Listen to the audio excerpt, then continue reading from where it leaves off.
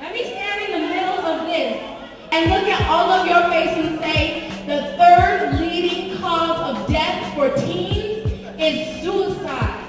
That means people choosing not to be here anymore. And I imagine most of y'all know somebody who maybe went this route or thinks about going this route. And imagine if we had 5 minutes to listen to that person, that would be 50 more years on their life. 5 minutes for 50 years. I think it's pretty worth it. And you need to too, because you don't deserve to have people around you dying because they're hopeless. Help them find hope. Be responsible for those around you. Understand that you can affect change. I'm Bianca McCann, and I am a couple of things in the program. I actually provide lyrics instruction for the hip-hop side of Check Your Head, and then I also do mental health instruction for the mental health side of Check Your Head.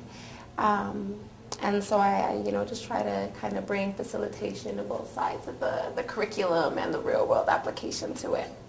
I love that Check Your Head goes to where the students, where the youth, where the population is.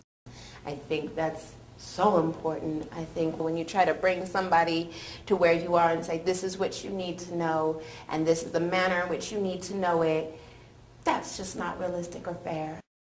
I think that Check Your Head, recognizing hip-hop as a culture, as a viable art form, and in all of its different mediums, I think that's really important, because a lot of times these kids are isolated and told that, okay, yes, singing is important, but not the type of singing you do.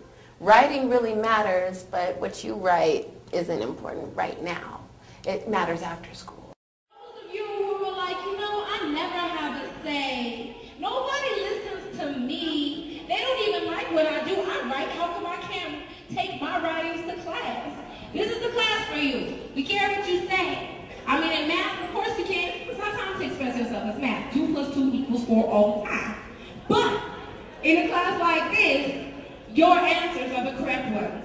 What you got to say is what happens. I always say that I do poetry and I do art because I can't afford therapy. That's how I say that in a lot of my workshops, because it's true, because that was the world that I was able to create, hip-hop.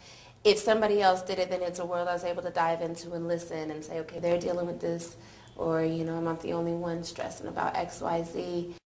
And then to be able to share it and have somebody else connect with that, that opens up a whole world, because then you get the Me Too's and you get that helped me, and that's very cathartic. That has been huge to help somebody.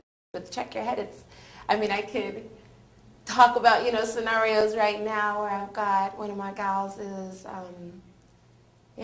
pregnant and going through that realness and graduating high school and fighting with the mom and all of these things. And I can't make her mom see how amazing I think she is, and I also can't see what her mom sees that I don't.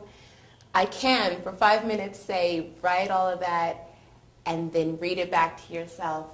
Isn't that kind of cool? Doesn't that give you some sort of power over the situation, if only for the fact that you can say, this is what I'm going through, and put it into words. A lot of times I have them do it out loud, and to see the smile that they get, the little sheepish, okay, because a lot of times we feel silly, especially for doing it out loud. Like, oh gosh, feelings.